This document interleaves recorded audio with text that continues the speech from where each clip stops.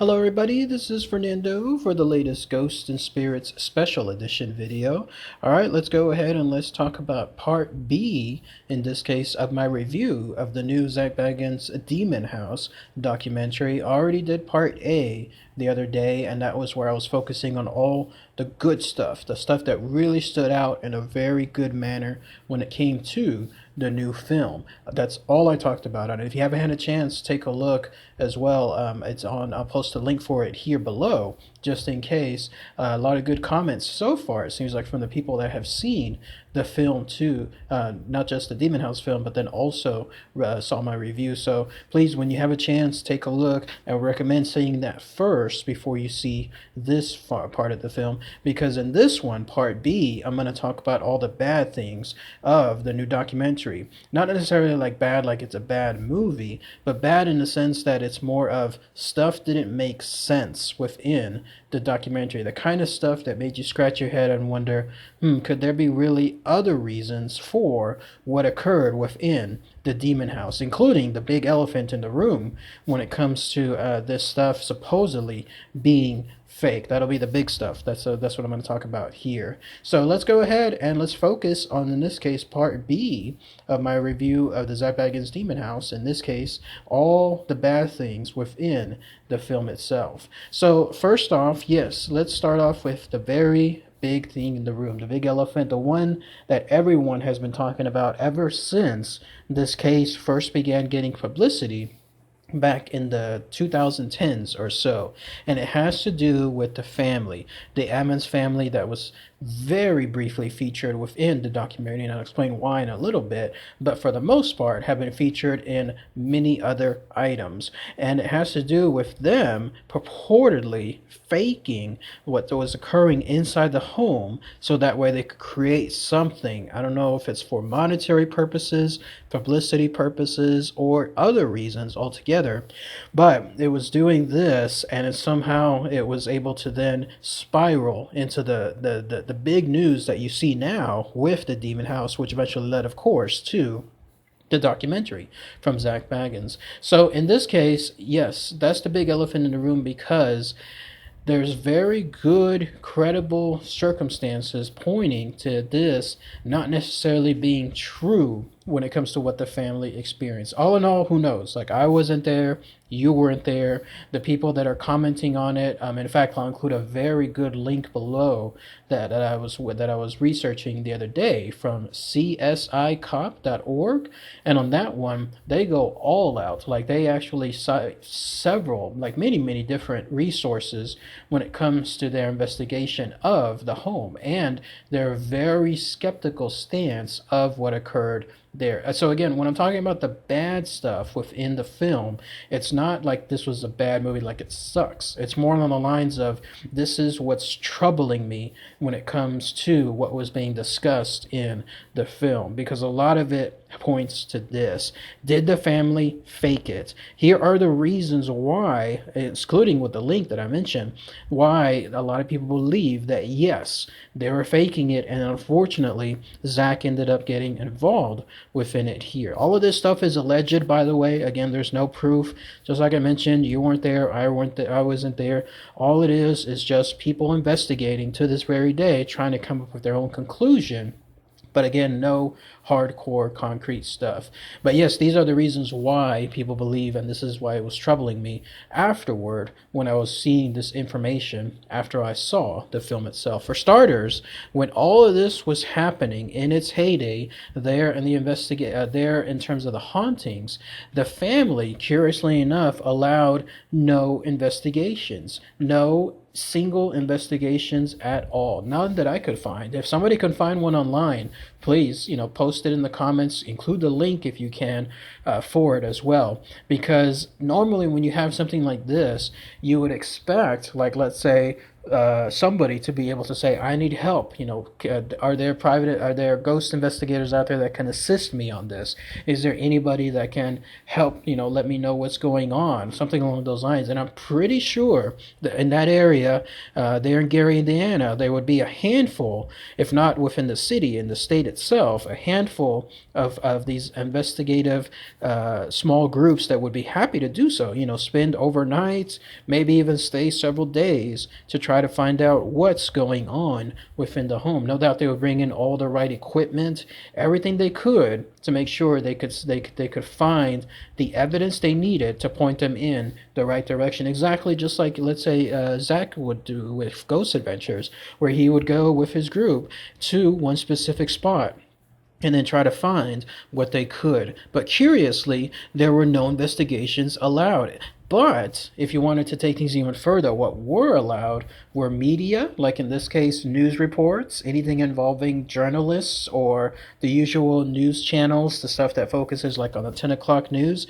They were allowed to come in. And then also more of the, I guess you call it sensationalism journalism, like Inside Edition, Access Hollywood, I think, others that would come in, and then they would be allowed to visit the location. So any publicity, any specific media, yes, those were allowed by the family to come in, but no specific investigations, nothing else to try, I guess, to showcase what's happening. Why? Begs to ask the question, why would someone do that? Why would they not allow that proof? That leads to my next thing as well, the thing that makes me scratch my head.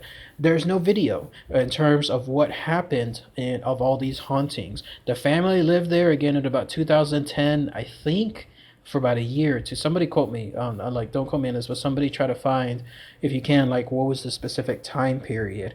During that time, nobody was able to present anything. Like nobody apparently had a video camera, a phone, a regular camera, anything that could document what was happening within the home. And it begs to ask the question, everybody nowadays, even back then, 2010, had phones. Everybody had something that they could take pictures of. So why wasn't there anything associated in terms of evidence? The only thing that stands out to this very day is that very grainy looking footage, that photo of the outside of the home with this very, I guess for all intents and purposes, fake looking ghost looking out from the window. And that's the only thing that's been produced that seems to showcase a haunting. Could it be again that these ghosts, these 200 demons, are just so well hidden within the home that it's very, very hard to bring them up?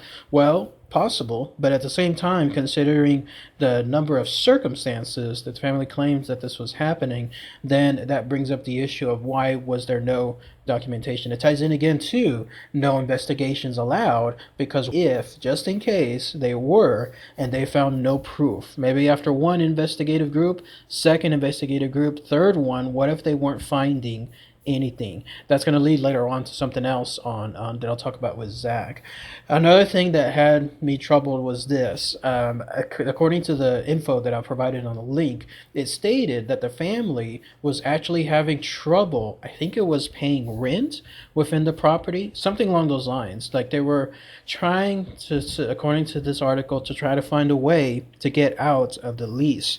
And they were trying to do so, it seems like, with these hauntings. So take that with a grain of salt, because again, I don't know if that's 100% definitive, but it reminded me of the Amityville Horror and that family, how those family members were also accused of having problems with paying their mortgage. And so they tried to get out of the mortgage by claiming, again, that house, that very famous house, was haunted thereafter. So that's something else that I found interesting within the article with regards to their rent.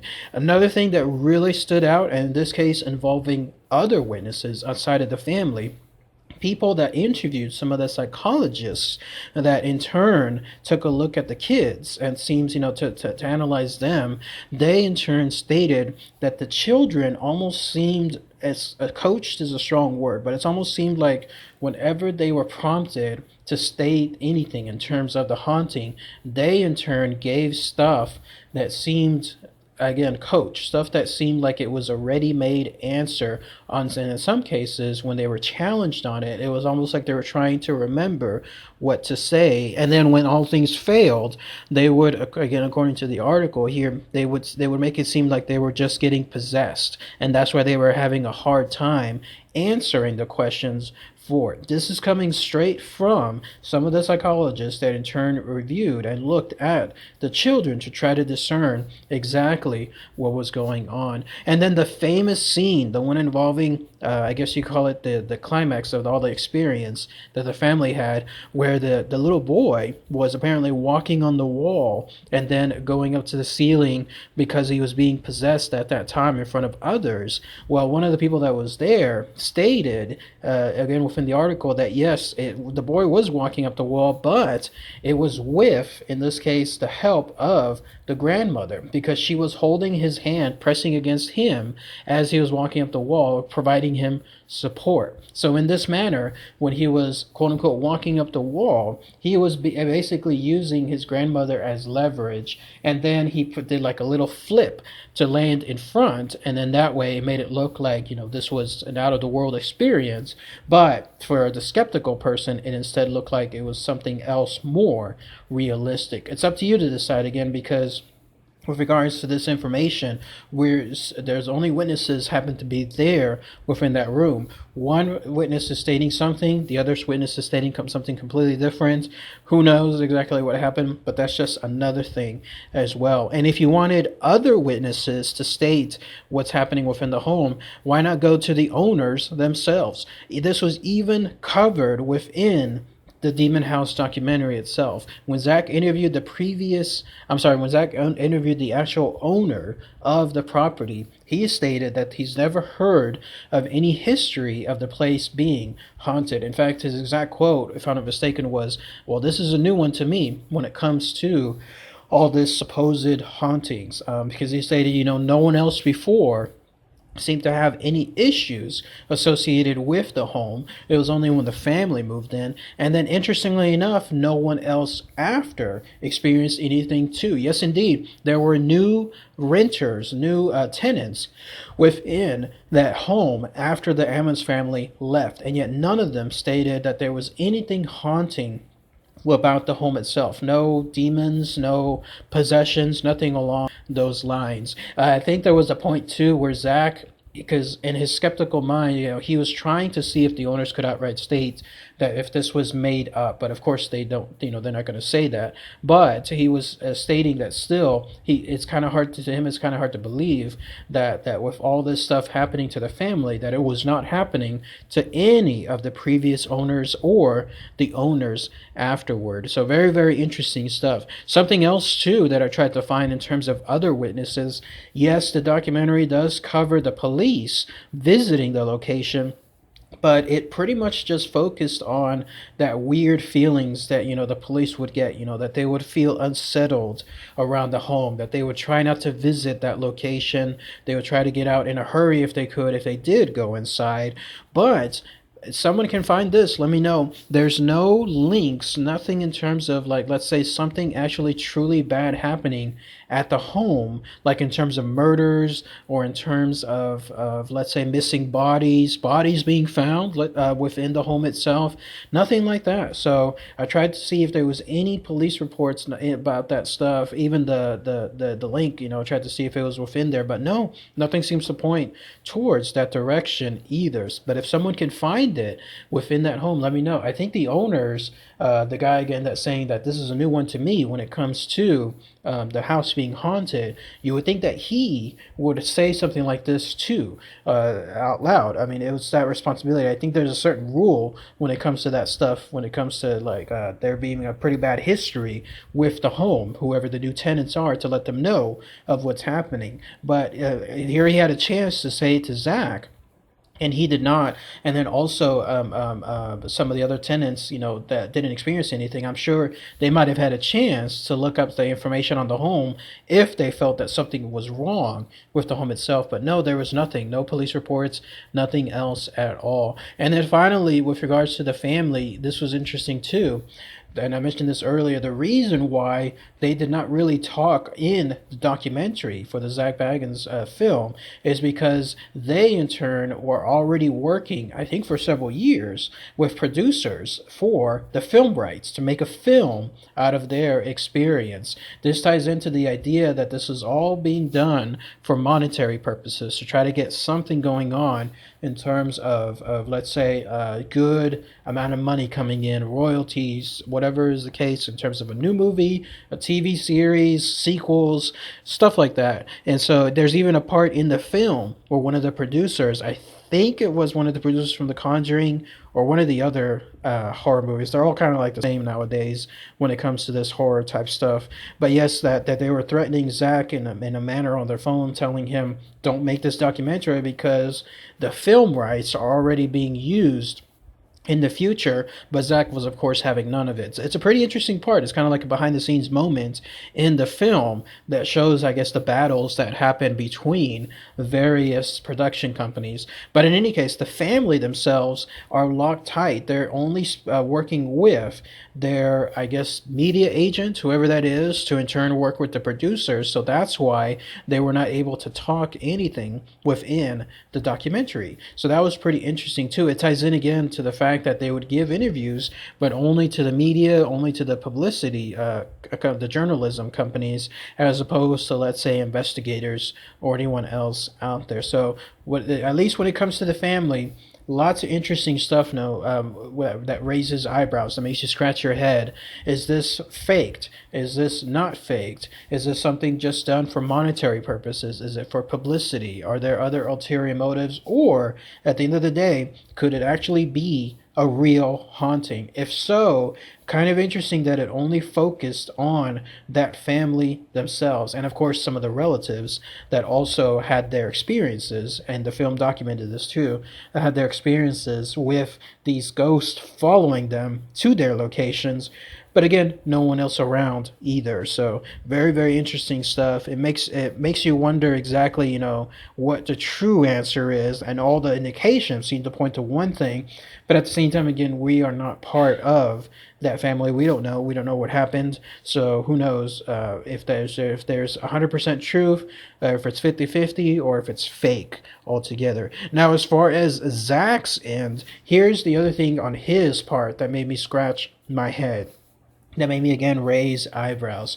So finally, the climax happened at the end of the film. You had that wonderful moment where he had the investigation all to himself. He was finally able to spend that night in complete silence, almost like raw footage, you being there with him, experiencing this. It ended with that one brief shot of a large shadow crossing the hallway. If you've seen the movie, you know what I'm talking about. But it made me wonder, like, why was there no other evidence that night? The entire night he had it to himself. All these people, all these interviews, all these experiences. Again, him taking the side that yes, this is true. Why was there no other evidence captured other than the feelings? Like him feeling bad, his eyes hurting, that kind of stuff. So it added again, it made me wonder, like, why didn't he do a full investigation with the camera crew? Like, he had the home to himself. He could do it over a week if he wanted to. Why just that one specific night? Which led to my other question here. Soon thereafter, the home was quickly destroyed. There was going to be no other investigations. No one else can touch that home afterward. So again, it made me wonder why. Why did he do that? The reason that he stated in the film was because everything bad that happened to him, to his fellow filmmakers, to the people before and then after, he wanted to prevent